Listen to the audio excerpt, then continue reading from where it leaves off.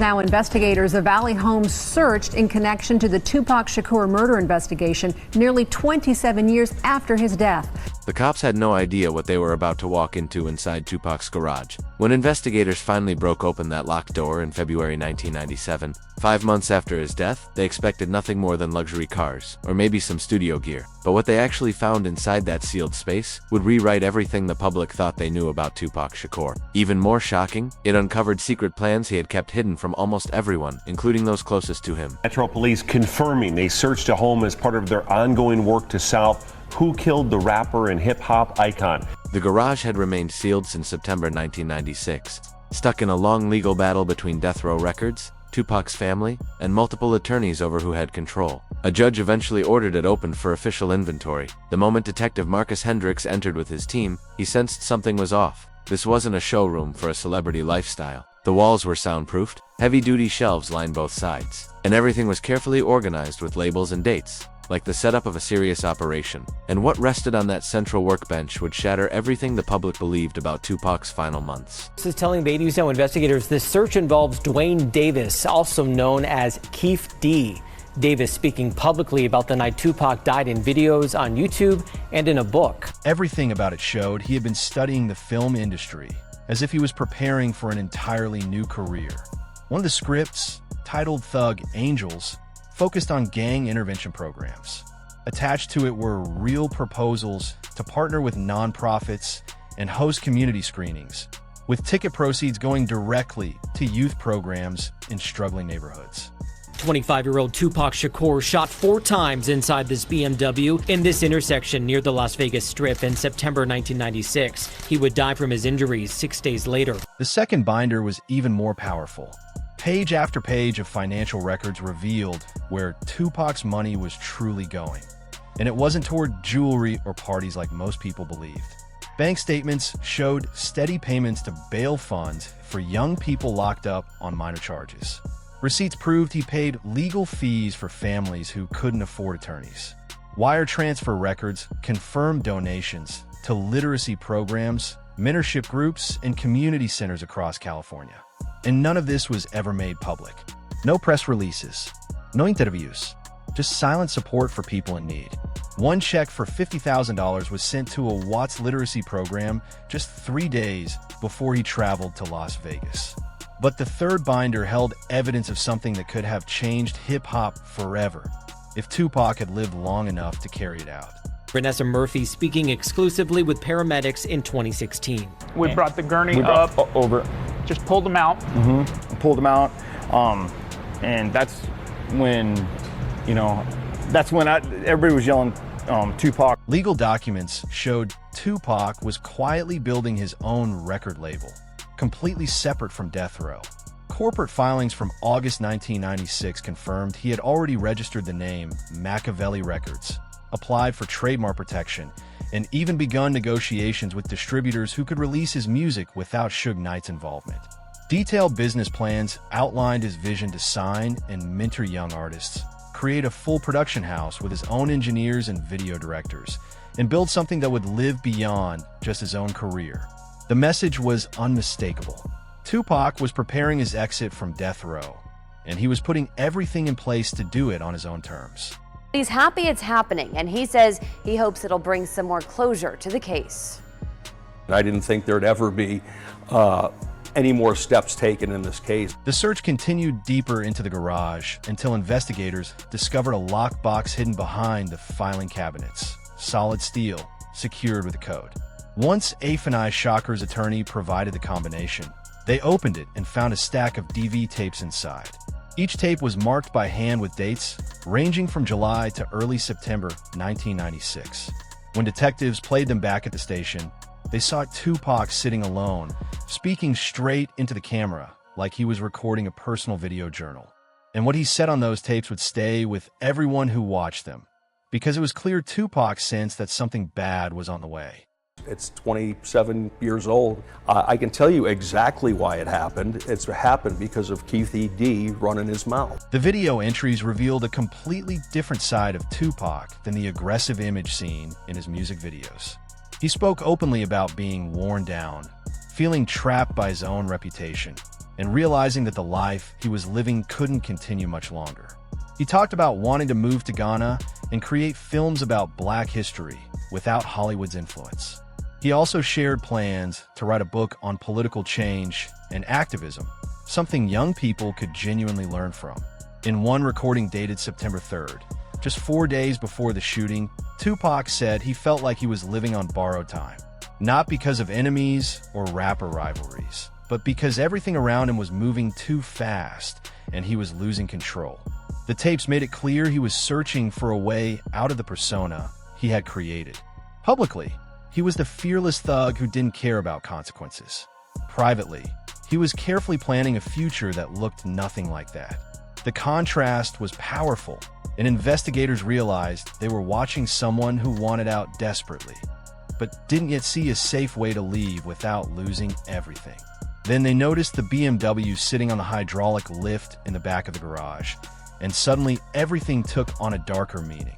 At the time, no one realized its historical importance. The car had been repaired and later sold to the public, likely through an auction. It was a black BMW 750iL, the same model Tupac was riding in the night he was shot in Las Vegas. But this one was in perfect condition, never driven, and registration records showed he had purchased it just 3 weeks before his death. The keys were found in a drawer on the workbench B.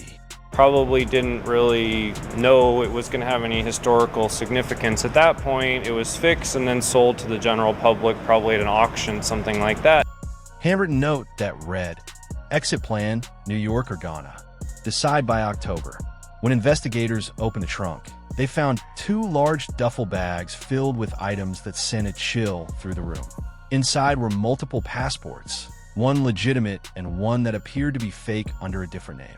There was $80,000 in cash, vacuum sealed in plastic, international calling cards, a handwritten list of contacts in Jamaica, Cuba, and several African nations. Additional financial records showed Tupac had been quietly converting his assets into cash and moving money into offshore accounts that death row couldn't access.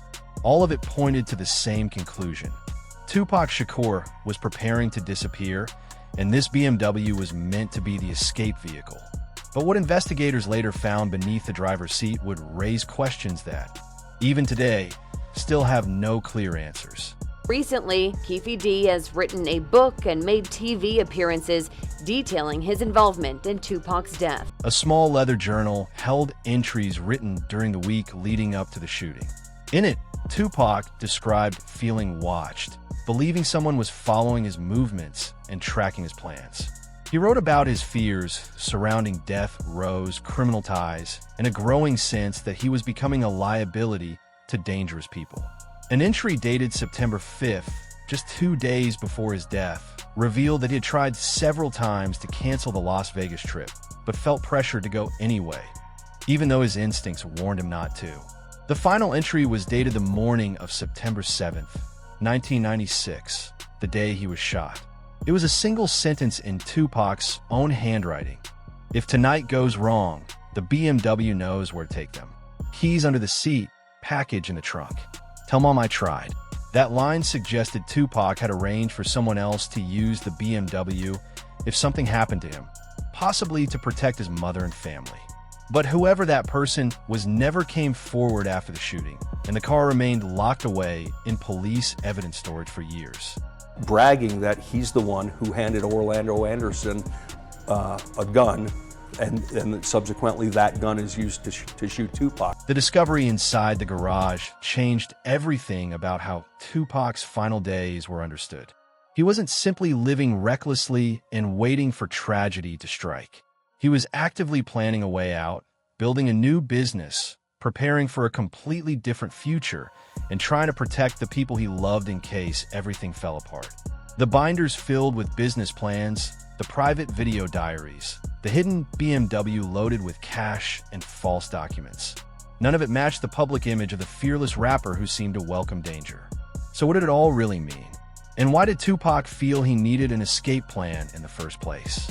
The evidence suggests Tupac was trapped between 2 worlds. He had built a larger-than-life persona that made him famous and kept him relevant. But that same persona was slowly destroying him. The death row lifestyle, the constant conflicts, the nonstop pressure to appear fearless and untouchable. It was becoming overwhelming. He wanted to become something different. Someone who made films, helped communities, and built institutions that would last. But he couldn't see a way to make that change without risking everything he had built. So he's openly saying that he's, a significant part of this whole murder. How many times are you going to go on TV and say that before somebody's going to have to take some sort of action?